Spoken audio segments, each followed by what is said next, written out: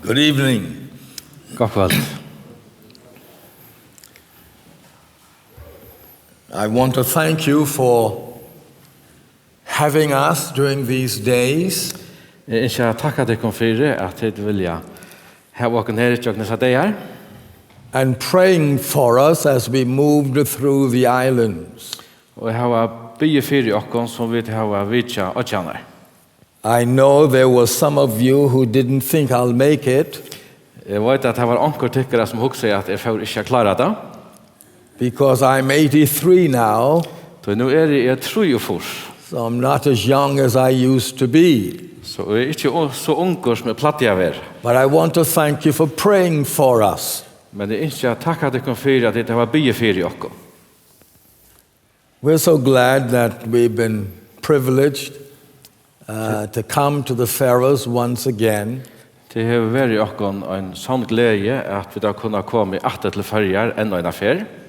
And if nothing else, Og om ikke annet, to hear the good singing. så får jeg høre at han vekra sang. I believe I mentioned it to you some time ago, Jeg nevnte det for dere for noen søgjene. that they say that Wales is the singing capital of Europe.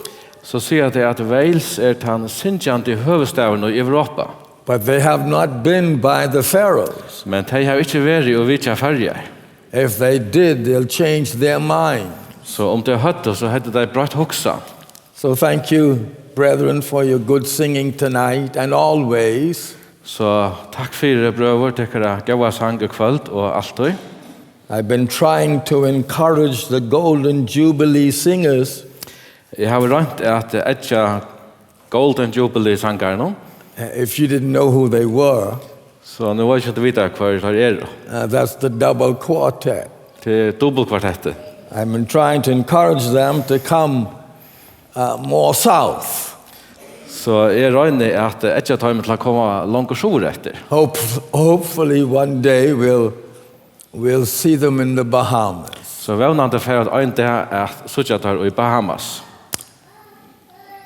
Well, we'd like to share with you this evening Jeg atla at lota saman vitt ekon i kveld. from Daniel chapter 3, Ur Dániel profeti kapitel 3, verse 19 to the end of the chapter. fra 19. verset og til endan av kapitlen. And my subject is they found the secret. Og evne mot Teir funnu loyndarmálið. And we trust that some of you would find the secret tonight. Og vi vevna at òsne onkra tikkun kunne finna loyndarmálið i kveld.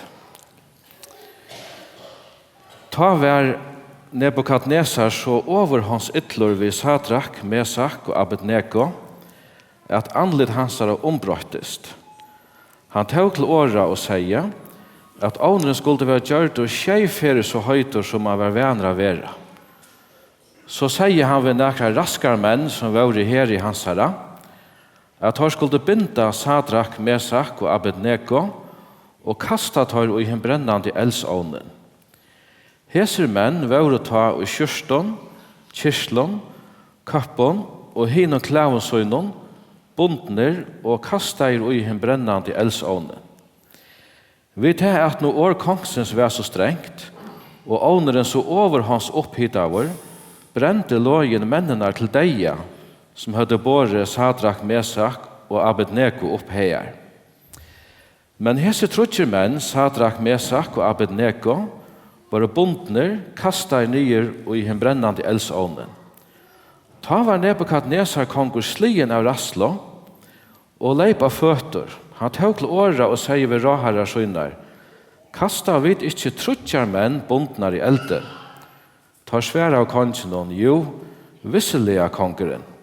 Han tog atter til åra og sier, men jeg så ikke 4 menn genga leisar inn i elden, og at haimos hast antje moin, og hin 4 ser ut som goda sonor. Så får Nebukadnesar ivra doron hins brennande eldsovns. Han tog til åra og sier, Sadrak, Mesak og Abednego, til tjenere hins haksta Guds, kom ut hier. Ta kom og Sadrak, Mesak og Abednego ut ur eldenom. Jatlaner, landstjóraner, landshövdinganer og råherrar kongsens kom saman, tar sjåa at eldren hei ikke valgt haft i vedlikamnon og hese månnon, at hare var ikke svittna av høttet torra, og at ikke sost av kyrsten torra. Det var ikke så mykje som at brenda røygo Jack ettaimon.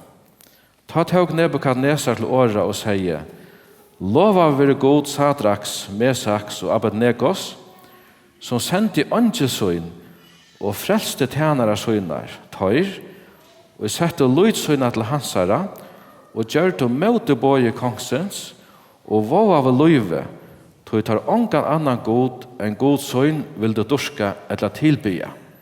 Tog gjev en og tilbå, at han og sier neka ilt om god Sadraks, Mesaks og Abednegos. Han veri av til tjau, til at, og til tungomali han vera vil, skal være høgt og sjunter, og hus hans har gjørst til skattendunka, til ungen annar god til, som såla sementer av frelsa. Etter hetta lytte kongren Sadrak, Mesak og Abednego, opp til Miklan høyer, og størst vald og i landsparsen Babel. Being a part of the Commonwealth of Nations, A vera en limur og i saman til tjaunon, we had there in our schools English books så har vi i skolen okkara enskar bøker, that were filled with British history. som hadde nekva enska søvoi. And one of the stories we read from our royal reader Og ein av hesson søvun og løsvitt om hentan kongelige lesaran, was the story of Ponce de Leon. var søvan fra hesson mannen som Ponce de Leon. For he was looking for the fountain of youth. Tog han leita etter ungdomsens kjelto. He became somewhat concerned about the fact that he was getting, like some of us, growing old. Ta byrja I at nøyva han at ta hente ta sama vi honom som vi nøkna okkon at han får at eldast. And he did not want to get old. Og han yngste ikkje at gjøres gammal. So he went in search of the fountain of youth. Så han får leita etter kjelto ungdomsens. I do not know how he heard that it was found in the Bahamas. Jeg vet ikke hvordan han har hørt at hun var å finne I Bahamas. But it wasn't there. Men hun var ikke her. So he never found the fountain of youth. Så han fann omgang til ungdomsens kjelto. It is interesting to note Det avhåverst å legge merke til that in the passage we have read with you this evening, at vi har som brått når vi tar lese sammen I kveld, we're talking about some young men. så tås har vi til nekkar ungar mans. I've been blessed since we've been back this time, Jeg har vært skikna over noe til å være og vitje atter hesa fer, and noting the number of young people og lagt merke til tali at han unko, who seem to be interested in the things of Christ. som tidligast har vært avhåvei og I tog som hever Kristus å gjøre. It's a wonderful thing, as I'm sure you would agree, Det underfullt og viser I at det samt vi mer. to begin our search for God while we are young, Jeg byrja okkara leitan etter gode med at ung, like these young men. som heser unge menn. It's believed that they were in their mid-teens Det har vært hilti at de har vært mitt og I tannåren, when they were captured and moved from their country. ta de var herløyter ursøynen egna land.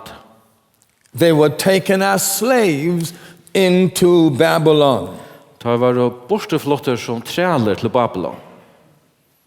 The Bible tells us Bibelen sier okkon that they were princes. at de var høvdinga sinner. They were no ordinary person. De var ikke nokre vanlige personer. These were young men Dette var unge menn who had a higher position in life. Hetta var unge menn som hadde en hakre støvo i livet. Not only were there princes, Ikke best var der høvdinga sinner, and of course, to be of such, og sjálvan jeg vera en slukur, they would hold special positions, så hadde der en særlig støvo. but not in Babylon. Men ikke i Babylon. In Babylon, they were slaves. Og i Babylon var der trealer. And so they did what the king said they should do. Så tar gjør det til som kongen sier at de skulle gjøre. Not only were they princes, Og ikke øyne var der høvdinga sinner, but they were young. men de var unge. Young men Unge menn. in a strange land. Og i en fremmede land.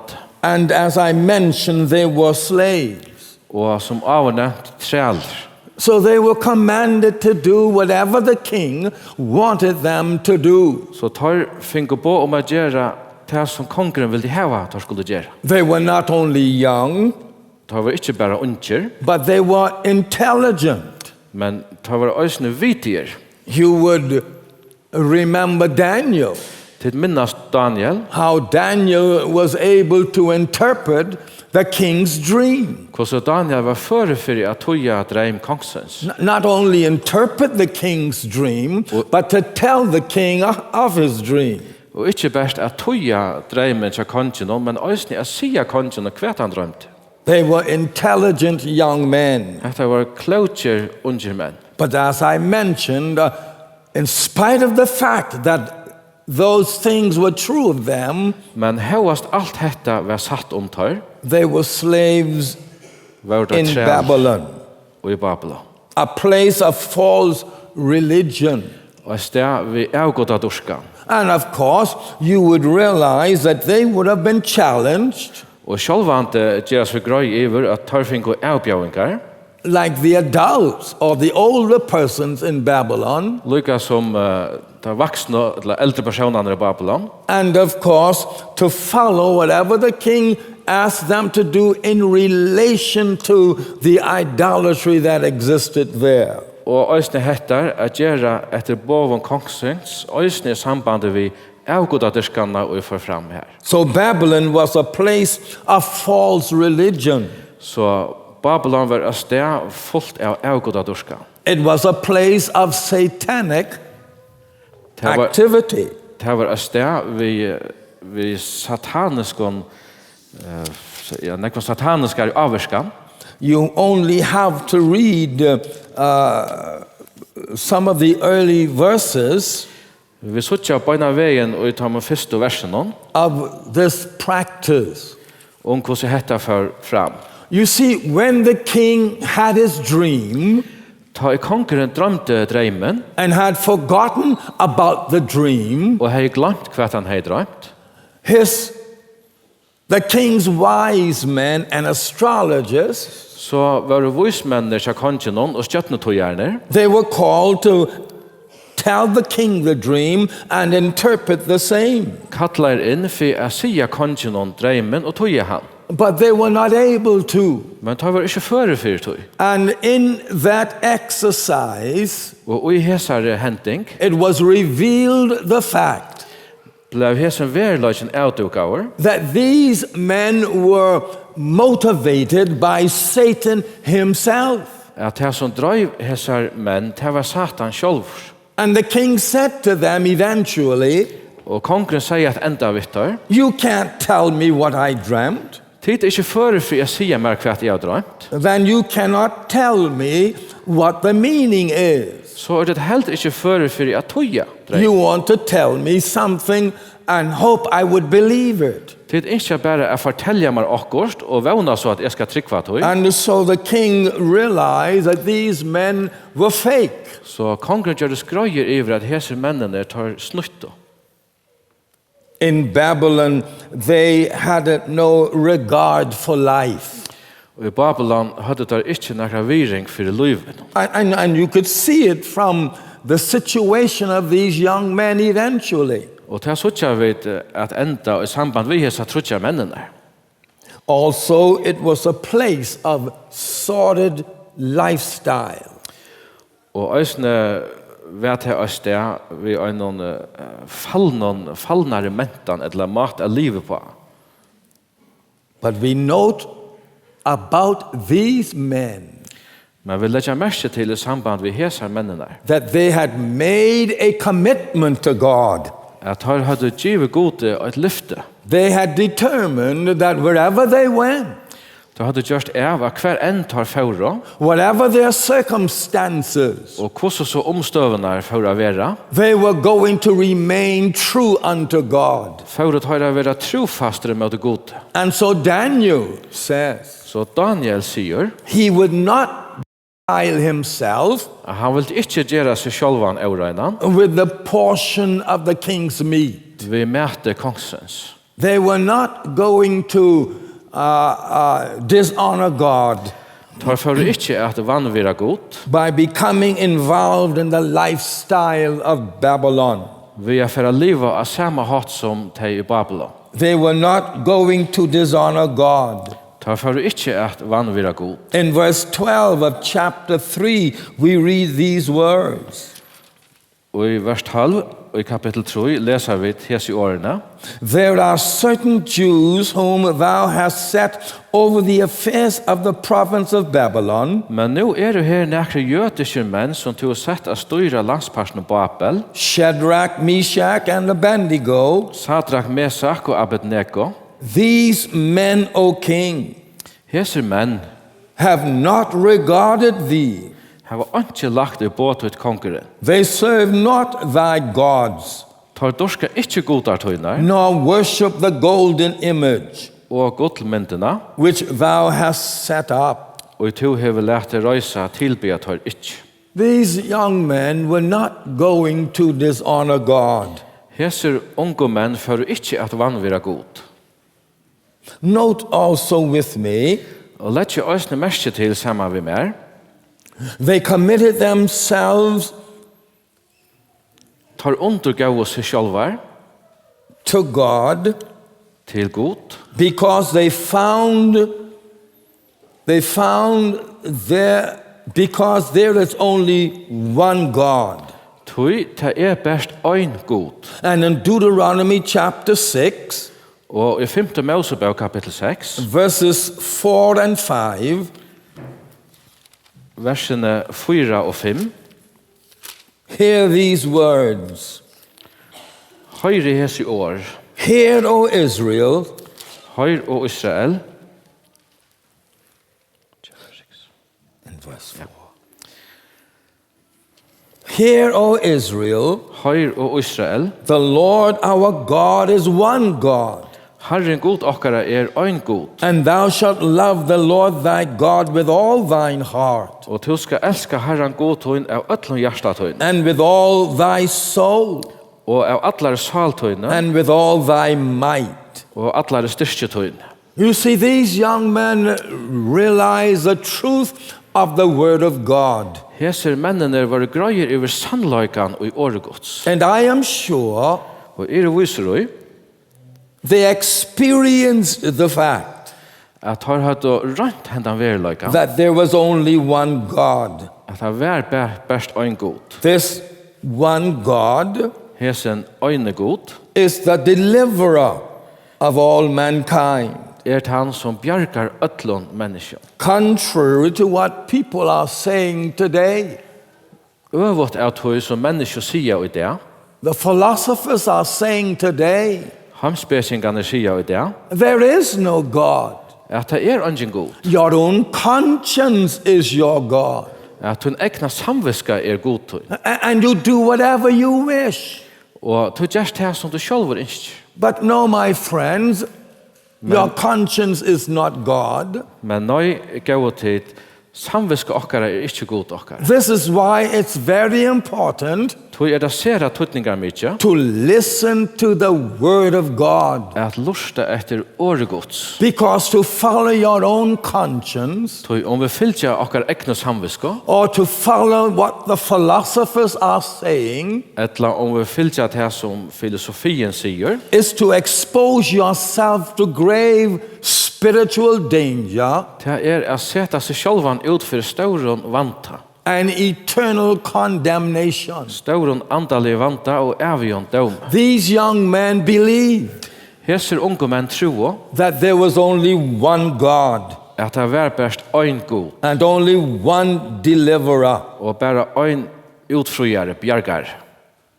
A young man that I know very well now, En unga maver som känner väl nu. he is one of the leaders in one of our churches back in the Bahamas. Han en av lojarna i en samkomma i Bahamas. But there was one time in his life Men det var en tog i liv i hansara. that he was a drug addict. Ta han var bonden av rusevn.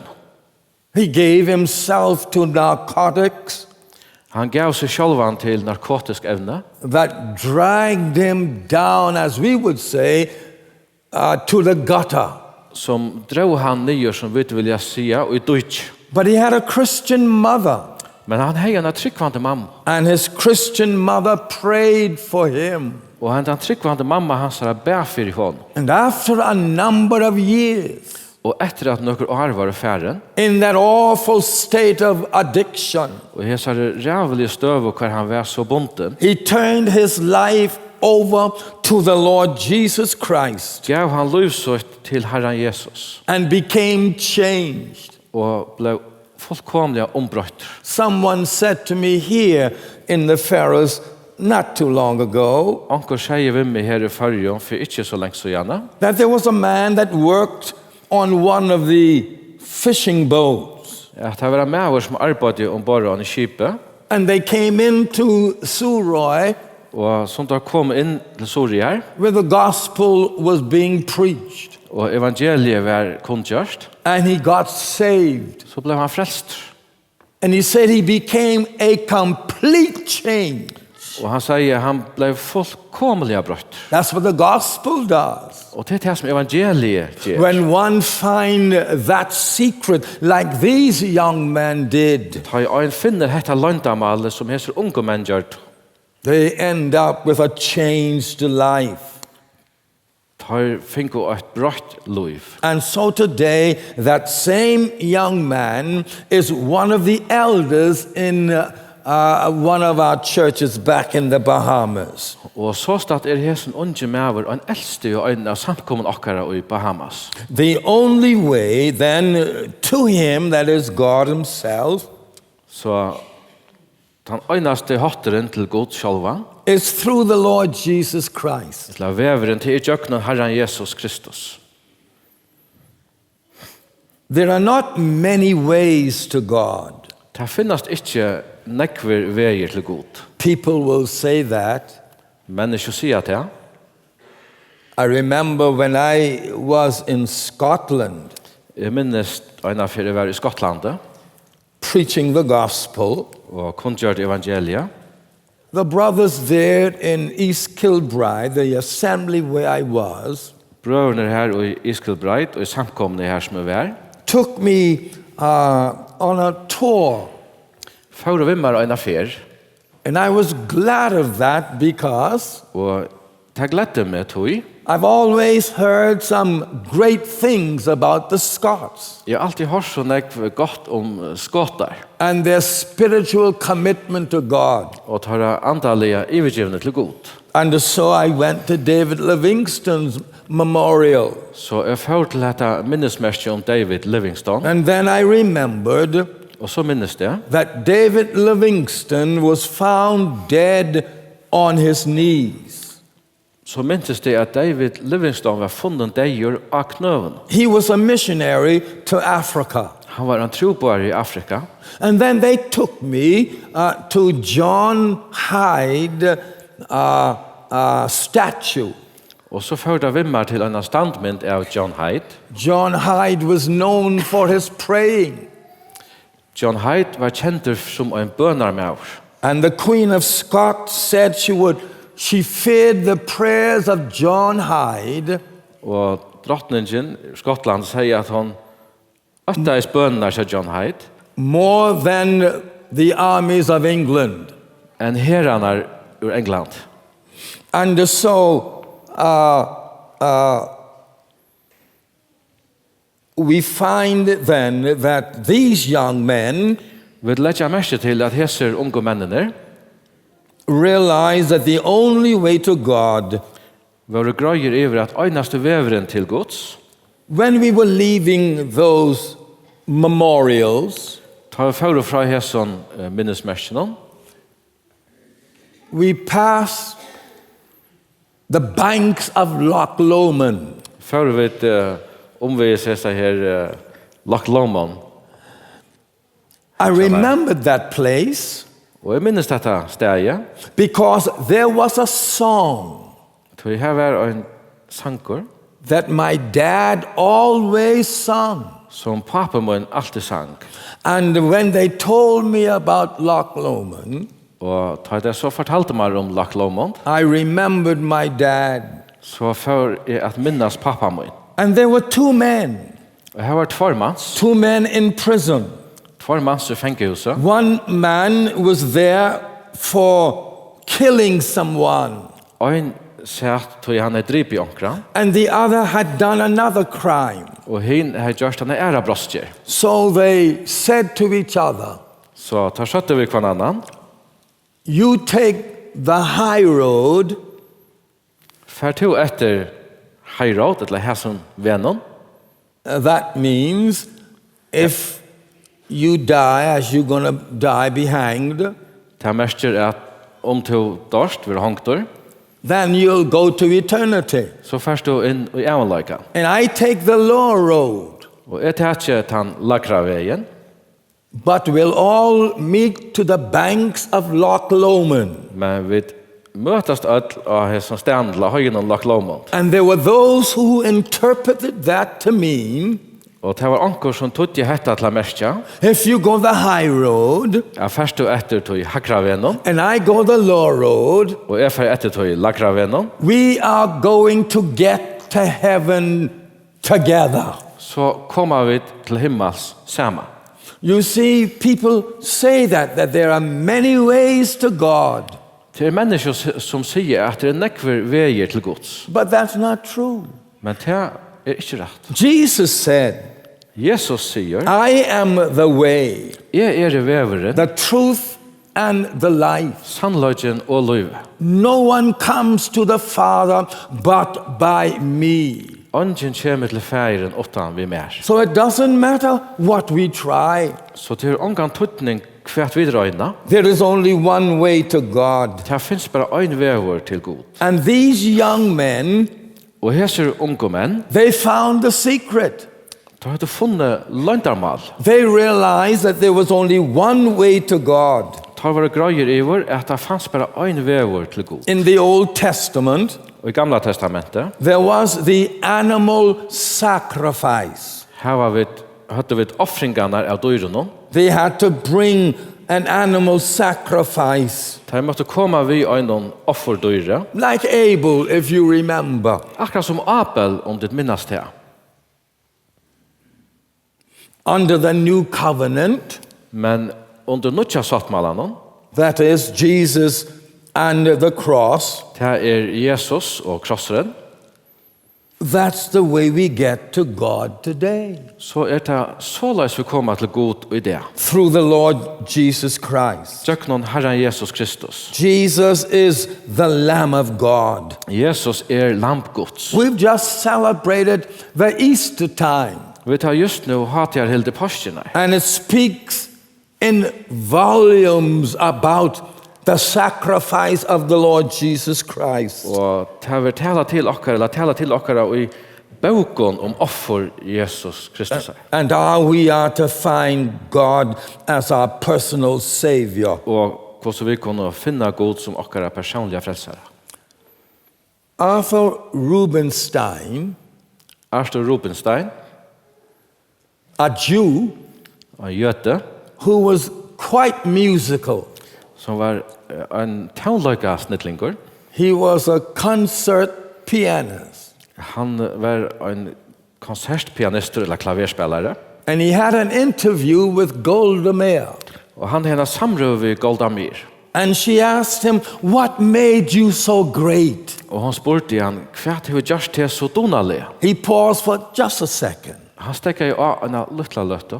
And he said, that which made me what I am today Han sier, det som gjort meg til det som jo i det, is when I found Jesus Christ as my personal Savior. det hendte ta jeg fann Jesus Kristus som min personlige frelsere. She didn't ask anymore Hon spurte ikke mer. because Golda Meir did not believe in God, Så Golda Meir tror ikke av, much less the Lord Jesus Christ. enn minne av Herren Jesus Kristus. And so these young men found the secret. Så heser unge menn har funnet loyndarmálið. The Bible says Bibelen sier okko, Jesus is the only mediator between God and man. at Jesus øynasta menneska mittlen okkon, eller øynast personer mittlen okkon og god. 1 Timothy chapter 2 Og i 4 Timotheus brev kapittel 2, and verses 5 and 6, og versene 5 og 6, we read these words. her leser vi så løsner.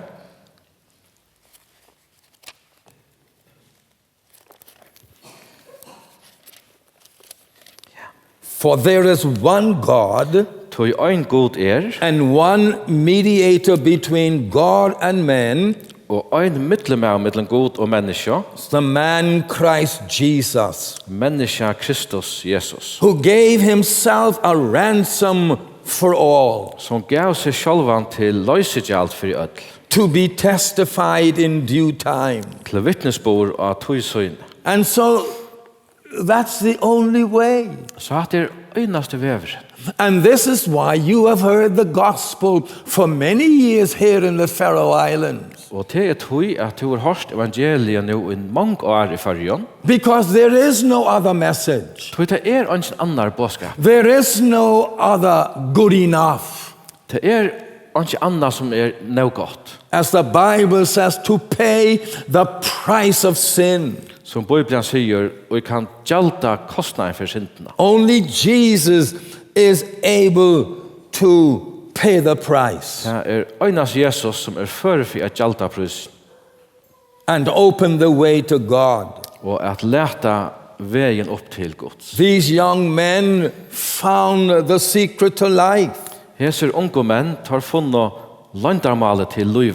So there in Babylon, Så her og i Babylon, they were able to be sustained by God himself, regardless of situations. hvor tar fører fyrir av å hilner oppi av gode sjálvån, hevast omstøvnar. They not only found in him sufficient for life, Tar funnet ikke bare i hånden det som skulle til for at liva, they also found in him true success. tar funnet øysene i hånden sanna framgang i livet. So if you want true success, Så om du ønsker en sanna framgang, then you must receive Jesus Christ as your personal Savior. så måste du taka mot Jesus Kristus som tog personliga frälsare. They found in him true success. Tar funnet i hånden sanna framgang. And in chapter 1, Og i kapittel 8, you note how God gave them special wisdom.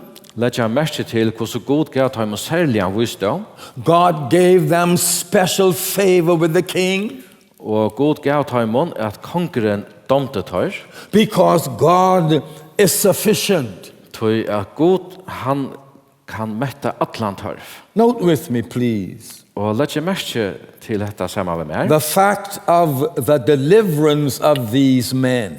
Veruleikan av bjargensni av hesum mannen. This brings us to the passage we have read together.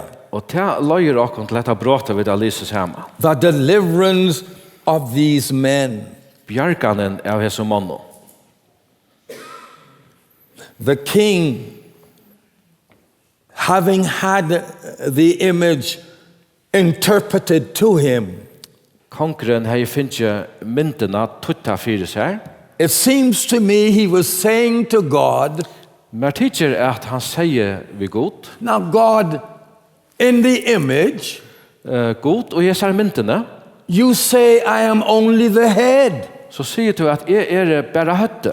Because the head of gold spoke of the kingdom of Nebuchadnezzar. Så jeg høtte av godt taler om kongadømme Nebukadnesar. But I would have you to know Men jeg ikke at du skal vite that I am not only the head, at jeg ikke bare høtte, but I am the entire image. men jeg i øll mynden, øll standmynd. This is what was implied to me.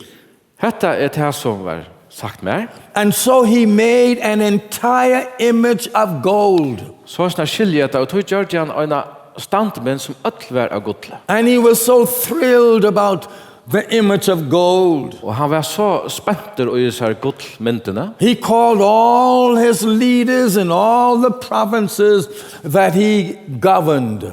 At han sendte på om alle landspartner her han rådde. And he said to them, I want you to bow down and worship this image. Og han sier vittar ikke til koma og bodja dere nyer og tilbe hessa myndene. At what time you hear the music playing, At ta til høyre tonløgjen byrja, then you must bow down. så må til bodja dere nyer. Now this was a challenge to Meshach, Shadrach, and Abednego. Hetta var en avbjøring for Sadrak, Mesak og Abednego. A great challenge. Og en veldig avbjøring. And every Christian, before he goes to glory, Og en hver kristen, er han for inn i dårdene, will have a challenge to his commitment to Christ. vil være avbjøver og sånn i halkan til Kristus. None of us will escape Ingen av oss slipper undan tog. because the enemy's interest is to destroy us. Tog ahua malet tja futjendanen at oi letja ok. It's to cause our commitment to Christ null and void. Det for at spytla okkara ivergivne til Kristus. Nebuchadnezzar challenged these three young men. Så Nebukadnesar han gav hesson 3 måneder en avbjøring. Number one, there is a defiance of divine revelation. Det første at det et trøskne motor av en goddomligere åpenbering.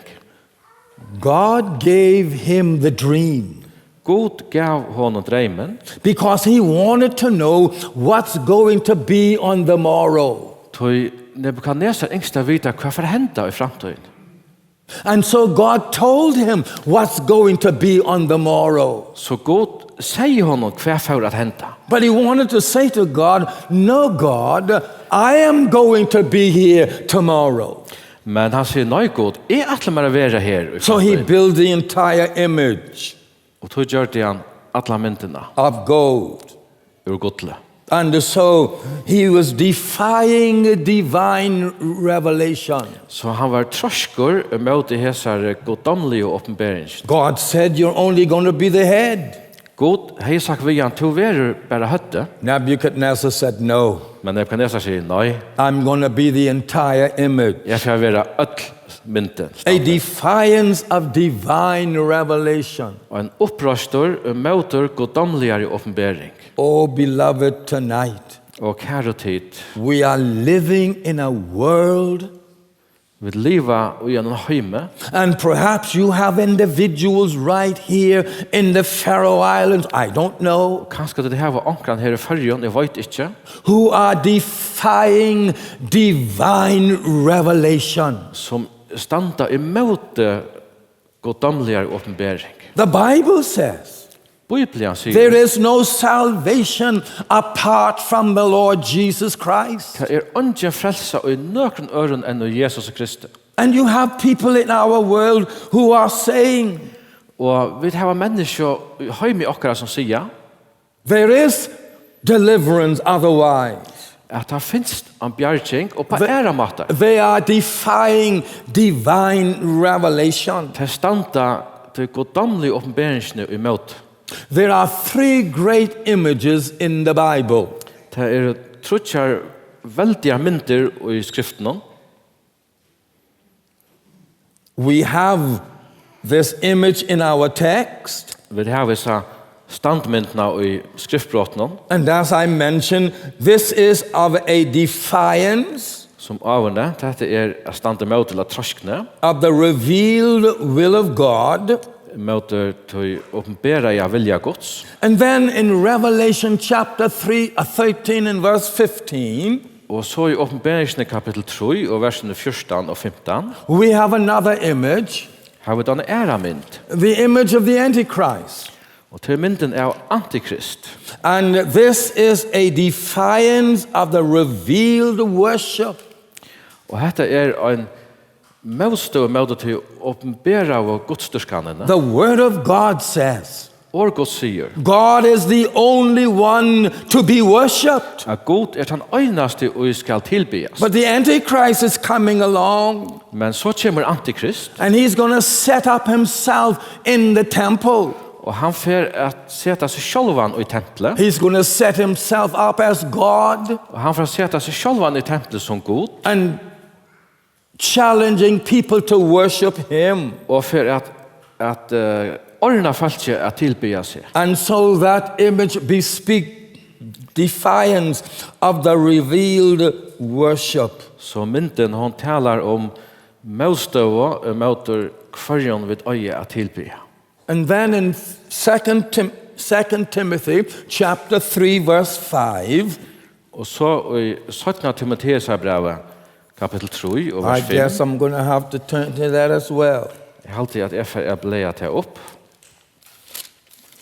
I have it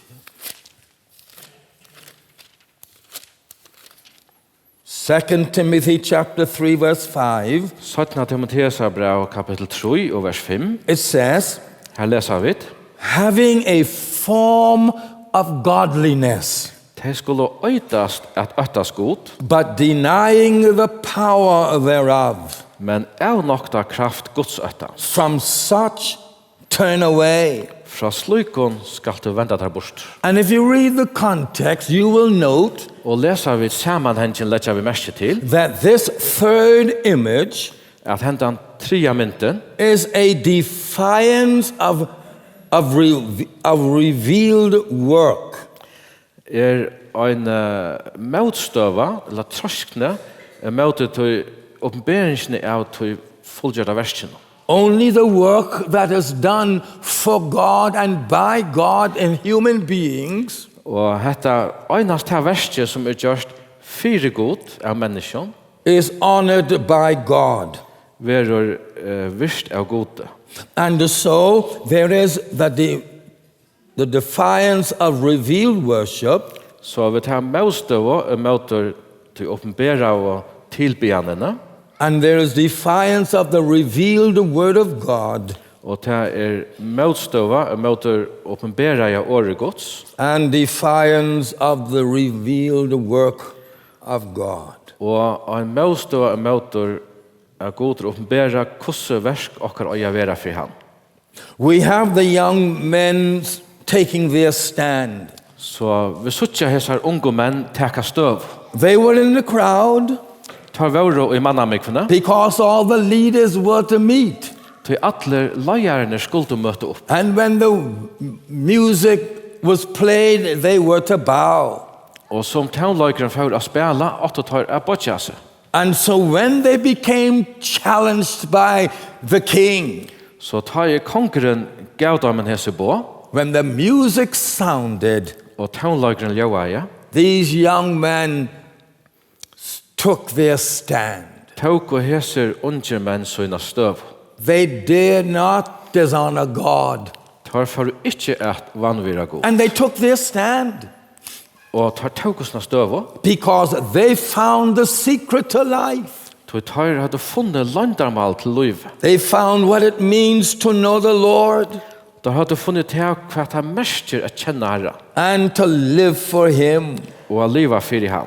So it was with Joseph in Egypt, Så løs vært her ved Josef i Egyptaland, a young man og en unge maur, willing to stand up for God, som yngst er standa av Herrens søy, regardless of what it would cost. og anser hva det for å kosta. And then we know in history Martin Luther. Og så kjenner vi søvelige Martin Luther, He stood up for God, hvordan han tok sånne støver for god, regardless of the threat to his life. Og han sier hatt han noen med liv I hans herre. We had some meetings back in the Bahamas Vi hadde en møter I Bahama. in 1987.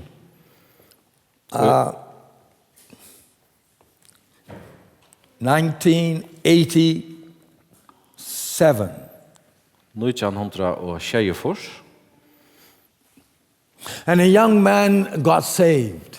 Og en unge maver ble frelster ta. And then his brother got saved. Og så han ble bror hans herre frelst. And back there used to be some terrible persecutions. Og ta platt det være nek av rævligere forfylking. When they went home to their family, that is to the mother and father, Ta tar kom hjem atter til familiene, til mammena og pappan. the father met them at the door. Ta hitte pappen tar ui ditt nå. And he said, I understand that you all been down to that tent Og han sier, jeg skiljer til til å være nere I telten og der. and claim to have given your life to Jesus Christ. Og sier at tid har givet lovtekkere til Jesus Kristus. And they said yes. Tar svære av ja. He said, well, from now on, Så sier han, så fra nå av, you don't have any place in this house. har var tid ikke sted I hesen hus. And they were turned away. Og tar ble borstervust. That night they slept in a boat Til nattene svevet der og gjennom bat, along the beach. som var av stranden. But they took their stand Men tar tog oss sina støv. because they found in Christ the secret to life. Tog hadde funnet og I Kristus loyndarmálið til liv.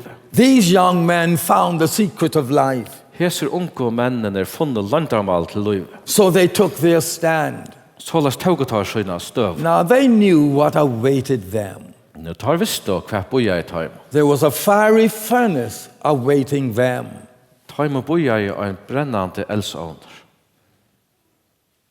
But they were willing to take their stand for the Lord. Men tar vilt då standa vid sina støv for Herren. I wonder if I'm speaking to someone here tonight Jeg husker om jeg kanskje ta seg til ankran her I kveld. and you have not been willing to take your stand for God. Og du har ikke her til tidset na støv for god. You have professed to be a Christian, Du har vittna at du en kristen. but today you're not taking your stand for God. Men I det så teker du ikke støv for god. You're not willing to follow him. Du ikke fyllt av honom. These young men found the secret Heser unge menn funnet loyndarmálið. and they stood for God. Og tar støv av suge Guds. Well, that day when the music played Så kom det avren da hesen tonløykeren for å spela. and all the drums were being beaten Og atlar trommenar for I gongt. and all the other people bowing down to the image, Og alle menneskene bakte seg nye for myndene. they took their stand. Ta tog og tar sina støv. You know the rest of the story. Vi kjenner resten av hendingen. The king tried to encourage them Kongren rønte først at etja der, so they would not have to be cast into the furnace. så at han ikke skulle være kastet I eldsånd. And so the king said, when you hear the music again, all you have to do is bow down. That's all you have to do. Og så kongren sier at ta til høyre tonløyken atter, alt det skulle gjøre bare at bodja dekonier til det eneste at det skulle gjøre. But they said no. Men da sa du nei. And the king said, Så sier kongren, if you don't bow down to the image, om tid ikke vilja tilby myndene, you will be cast into the fiery furnace. ved at tid kastar I him brennande eldsånd. And they said to the king, Da sa du ved kongen, we're not disturbed by what you are saying. at vi reast ikke til som du sier, We want you to know vi ikke at du skal vite that the one in whom we have found the secret at han som vi har funnet loyndarmálið tja, will deliver us. fer a bjarga ok. But if he chooses not to deliver us, we are still not bowing. Men om han ikke fer a bjarga okon, så tilbyr vi framveis ikke myndene.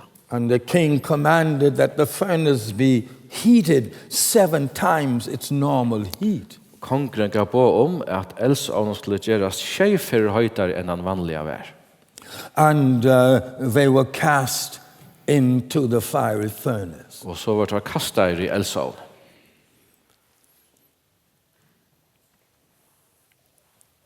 I had a discussion once with some folk in a barber shop. Hei, jeg pratet ved nøkker i en sånn harfrikanarstov. Someone has said if you want news, Onkel sagt at ikke du har frattet tøyende, either go to the barber shop or the beauty salon. så fær til frisøren, etla til her og nekler og annet godt ved frykka. Well, I got this in the barber shop. Men dette frattet jeg så til frisøren. And they said, that was not real fire. Og tar satt at dette var ikke verlig eldre. And so they could stand up in the flames and not be burned. Og så snart kunne ta være stande her i elden og ikke være brent. So I said to them, Så jeg sier så snart vidt her. have you really read the story? Har det verlig å lese at la hendingsene? Because the Bible says Så Bibelen sier, there were certain men, and I'm assuming that they were big, strong men. at her var nekre menn, og jeg kan ikke ufra at her var store, sterkere menn, And the fire was so hot, og eldre var så høyter, they couldn't go close. at her kunne ikke komme nær. And so they took the young men, Så der tok hver unge mennene, and I believe they stood a good distance away og jeg husker meg at her stod et fitt pette fra, to protect themselves. for å verja seg selv. And I could hear them now saying, a one, Og jeg høyre fyrir meg å si, a two, 2, a three, 3, and in they went. og inn var det kastet. But God is a smart God. Men God, han en snilter god. He knew that later down people are going to say it wasn't real fire.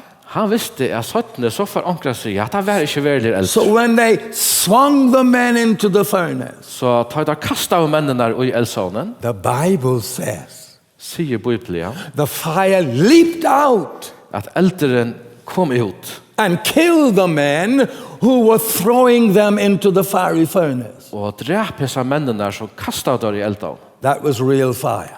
Det var verlig eldre. And God wanted them to know, wanted us to know down here in this period of time Og God yngste er nydjøkken tøyner til akkurat det jeg skulle vi vite. where the scoffers would come and say some things to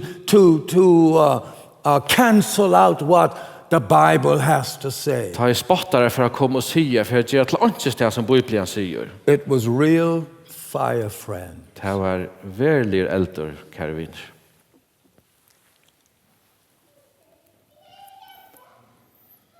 And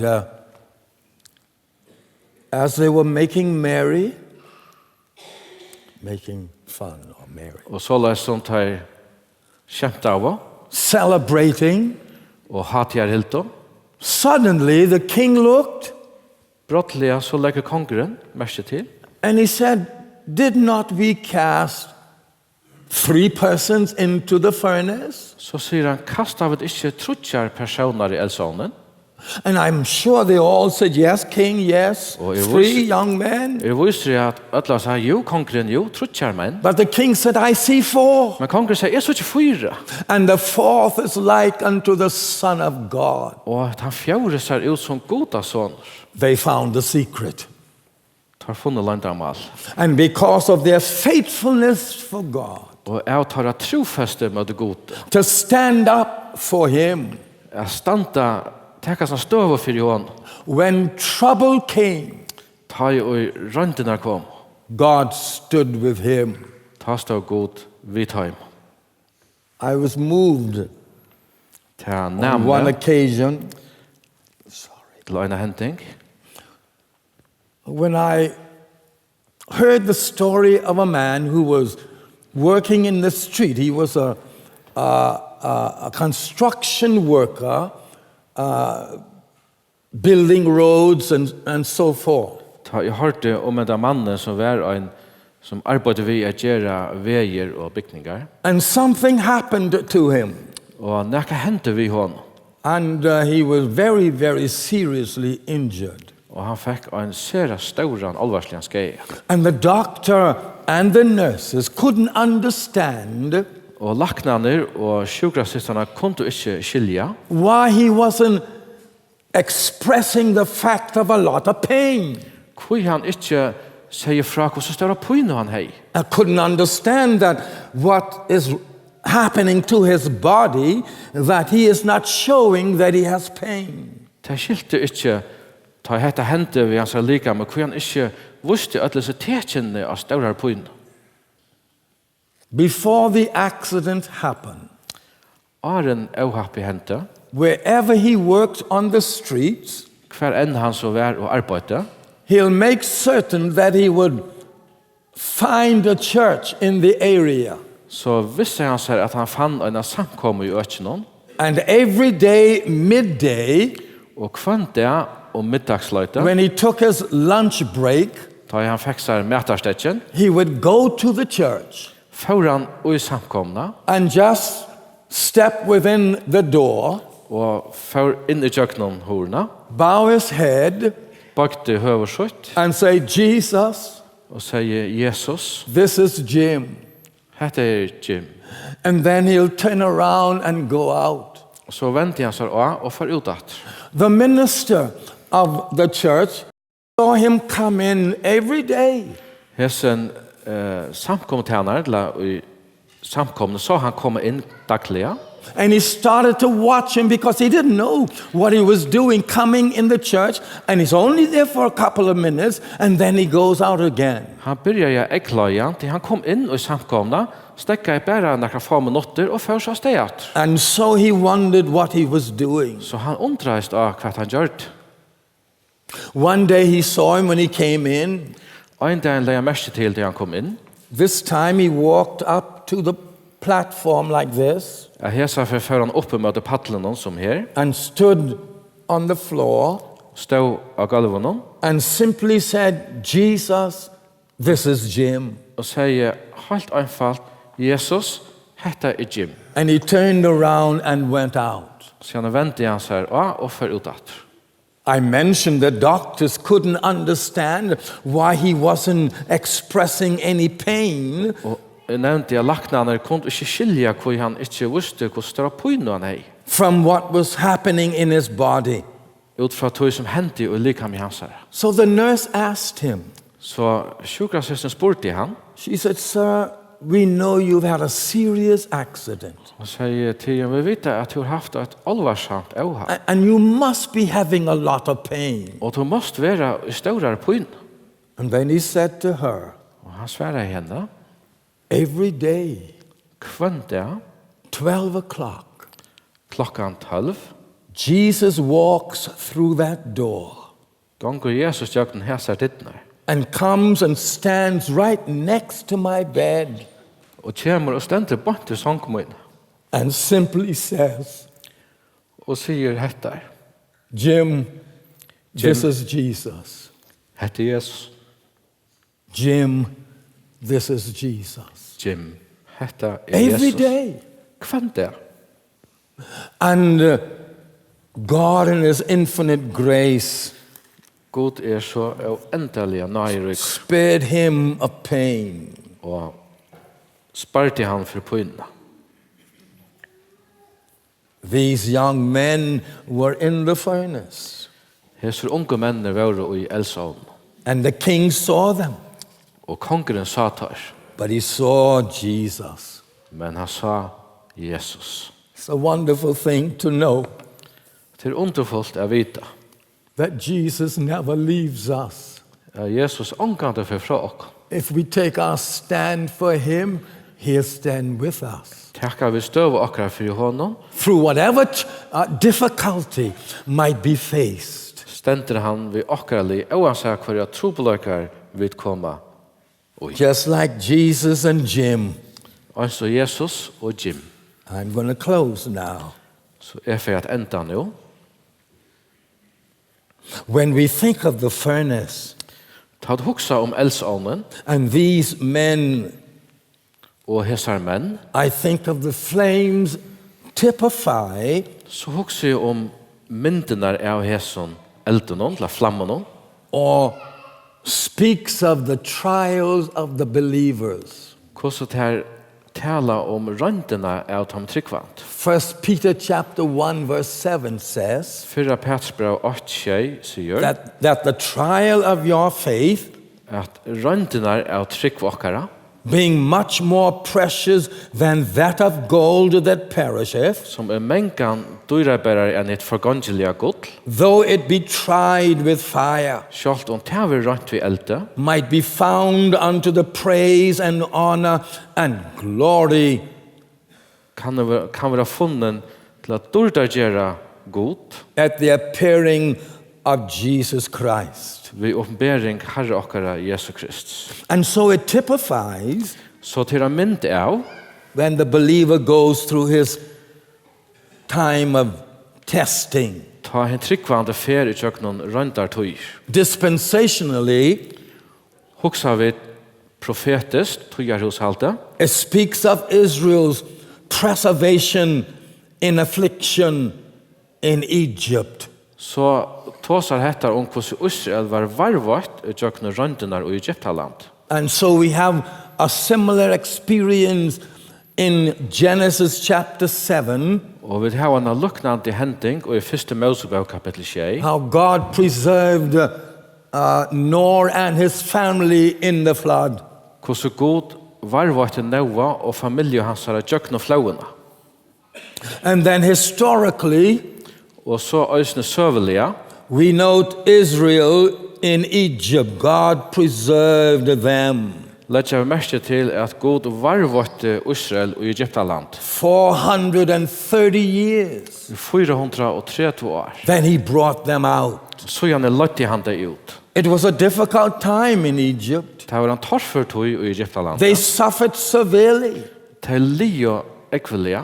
They were slaves and they were beaten and whatever was discomforting. Det var træler og slien, og det var gjørst det møtet om alt det som var obehagligt. Spiritually, Andalia it speaks of deliverance from judgment.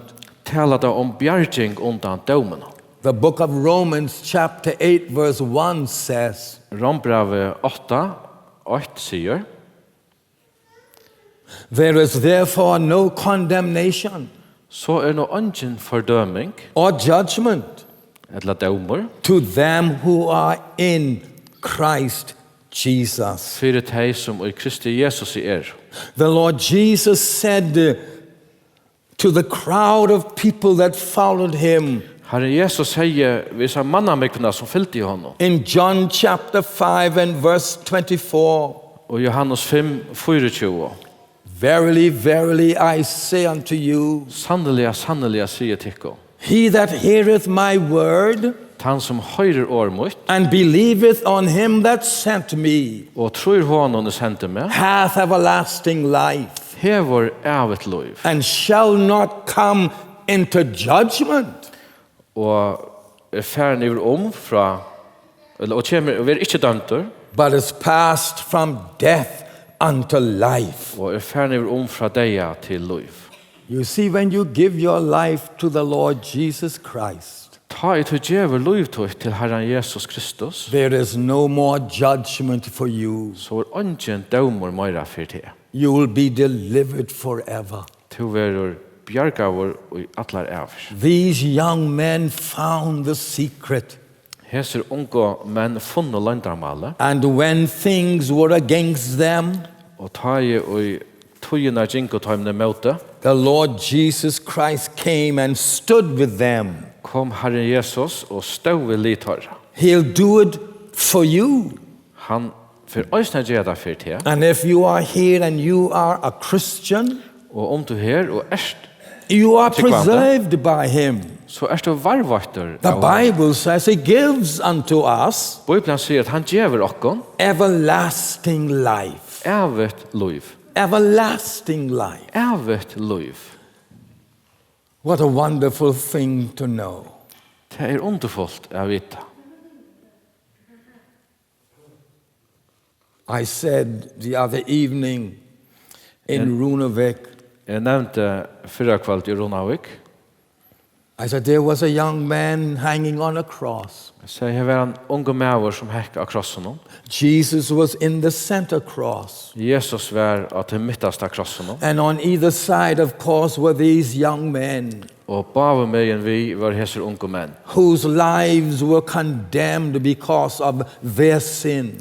Som var dömda orsaka av sina synd. One of them reached the cross by faith. En av tajmon kallar jag Herren Jesus i trygg.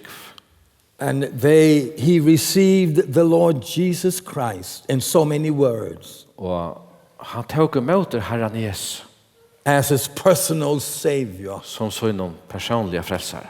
He said, Lord, Han säger Herre. he recognized the lordship of Christ. Han gör det värre vid att han var Herren Kristus. Remember me when thou comest into thy kingdom. Minst till mig tar du kommer och rycket in. He recognized the kingship of our Lord Jesus Christ. He had a kingdom. Han vidkände att Herren Jesus var en konkur, en konkarryck. And Jesus said to him, Och Jesus svarade honom. today shalt thou be with me in paradise. Och i det skall du vara vid mig i paradis. What wonderful words to die with. Underfull år att dödja vi. Let me just mention this and close. Och för jag nämner detta som ett enda. I believe when every Christian dies, Jag tycker att ta en tryggvande dör. the Lord Jesus stands to welcome him across the threshold of heaven. Så röjses Herren Jesus för att täcka mot honom till himmels. We saw when Stephen was dying, Stephen says, I see Jesus Ta Stefanus döje, ta säger han är suttje Herre. Jesus. standing Standant at the right hand of God. vid högra hand Guds. When you come to the book of Hebrews, Och ta vid läsa Hebreerbrevet. you note that at least 5 times Lägg jag märke till att i alla före 5 färger the Lord Jesus is sitting. sitter Herren Jesus. When he offered himself, he sat down. Ta han hej offra sig själv han sattes han. He sat down. Sattes han. But when Stephen is dying, he's standing up. Men ta Stefanus dör, ta stentra. I believe the same thing was true with the thief on the cross. Jag tycker att det samma hände vid ransmannen av krossen. The 3 of the men were on the cross. Hese trutcher männen hinko av krossen. They went to one, De förde till den första. and he wasn't dead. Och han var inte. So they broke his leg Så tar brot och benen. to hasten up death. För skunta inte dig. They went over to the other one on the other side of Jesus. Och ta förde över till hin med Jesus. And he wasn't dead. Han var inte. And they broke his leg Så brotet där hans på. that death might be hastened. För jag skunta under att han dog. When they came to Jesus, För det kom till Jesus. he was dead already. Var han långt deg. He was dead already. Han var långt deg. And I believe he went across the threshold of this world into eternity Og jeg tykker vi han først, tjøkken han heim inn i avlagan, to be able to receive the thief, for jeg takker mot hans mann, to whom he said, som han hei svære. today Og i det shalt thou be with me in paradise. skal du være vimmer i paradis.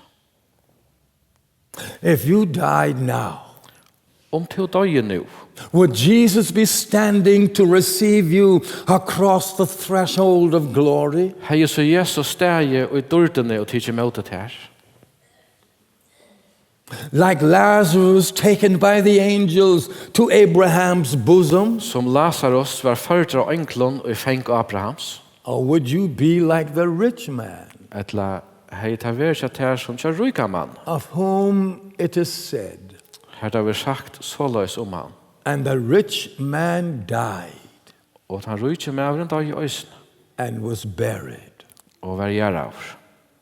And in hell he lifted up his eyes, Og i pøynestenen let han egen opp, being in torment.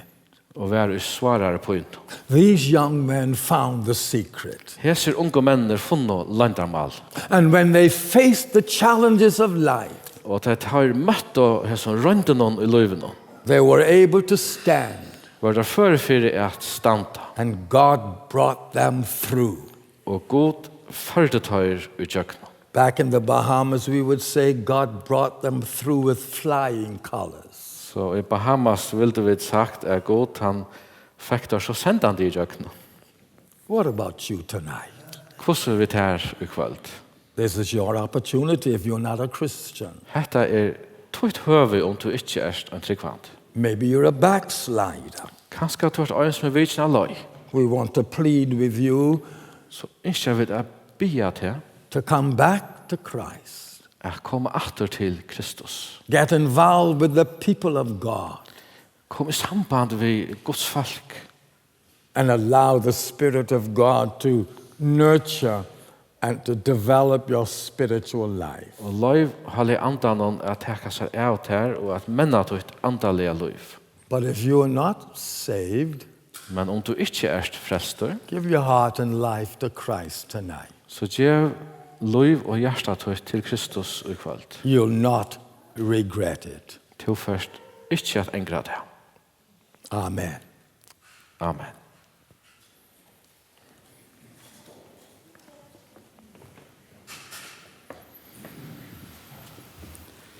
Har en tom for at enda vi bøn, så får vi eisne synge at han har enda vi bøn. Men jeg skal helse honom og lyse eisne for at jeg har vidt okken nå atter her og ikke noen. De har kjøtt vært her i 6 veker.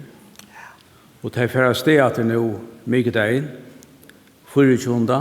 atter til Bahamas. Og jeg har jo hukset om et vers som en helsan som stender i Hebreabraun kapittel 6 og vers 12. Her leser vi at God ikke årettviser, så han skulle glemt verktikkere, ta hukset om verktikkere, Lisa og Tom, og karleikan, og tid har vust navn i hansara, vi til at tid har tant, og tjena hinnom heilov. Det har vi oppleva nå flere finner, lykkasjene til vi ikke er første fyr, da Tom vi ikke er her første fyr, 1973, hettar at tid har tant herran. Og vi bia framvis fyrir tikkun at Herren skal sikna tikkun framvis ut tjenestene, og at tid helsa fra okkon her i Ebenezer og okkon ur førjon ta tid komme heimat. Måtte Herren sikna tikkun for sitt navns skyld.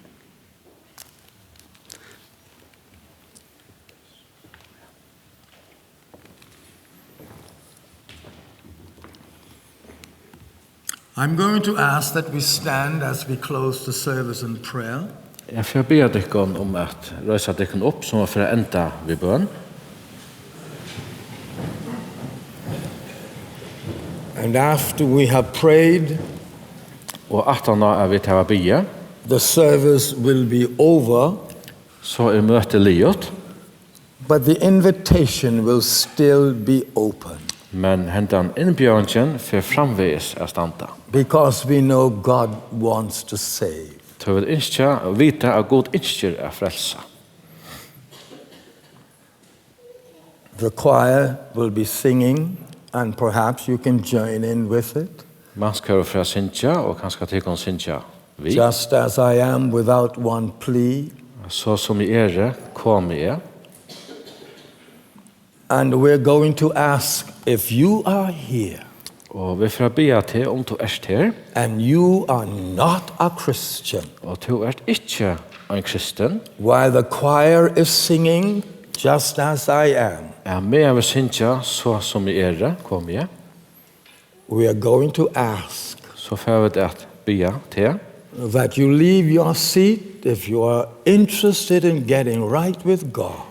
at du først fra ståletøynen om du ikke få til samband og rettlæve god, And make your way down here to the front. I'm challenging you tonight. Og att komma fram här i kväll. I kväll ger vi teckna en erbjudning. Wherever you are, maybe you're in the balcony. Ja, kvar ända där, kanske det är uppjå. There's room at the cross for you. Det är rum vid krossen för det här. Let's pray. Låt oss be. Thank you, Father, for Tack. this privilege this evening Tack Fader för detta höve i kväll. to declare the message of life Att kunna kundgöra bådskapen om liv. and to still be reminded Och att vara mynter och framvägs. that one can find the secret Att ögon kvar kan finna loyndarmál of life in Christ. till livet i Kristus. Just like those 3 young men Och så här ser trutcher unga männen taking their stand with God, tog och sina stöva för god. and their life became sheltered in Christ. Och lutara var fjällt i Kristus. Oh, we bless thee for that, their testimony tonight. Och Herre, vi tackar dig för vittnesbörd här i kväll. We pray that you would use their testimony Vi ber efter att du vill nöjda vittnesbörd här to challenge some young person here tonight, till att etja omkron här i kväll. or some older one for that matter, Ungon eller kanske äldre. that this would be their day Detta ska vara torra dagar. of decision for Christ. Ta avgör en fall för We Kristus. ask your blessing in Jesus' name. Vi ber om sikning tøyna og i navnet Jesus. Amen. Amen.